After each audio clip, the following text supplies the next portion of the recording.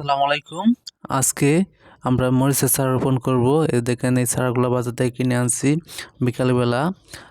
এই যে দেখেন আমার আব্বা এভাবে নাঙ্গল দিয়ে রেক দিতেছে, অর্থাৎ গর্ত করে যাতে লাগাইলে চারায়, সেজন্য আমরা এভাবে নাঙ্গল দিয়ে টান দিতেছি, টানে মাটিগুলো সরে রাখতেছি।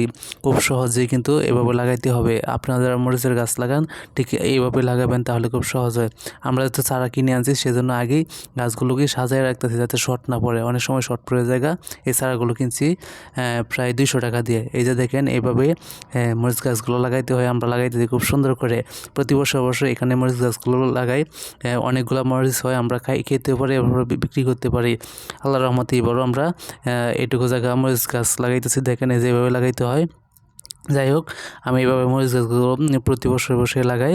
যাই হোক, আজকের ব্লগটা এখানে শেষ করলাম। আর আপনারা বসে থাকবেন না, আমি মরিচ গাছগুলো লাগাইতে থাকি। মরিচ হলে আরেকবার ব্লগ ভিডিও করব। সবাই ভালো থাকবেন। আল্লাহ হাফেজ।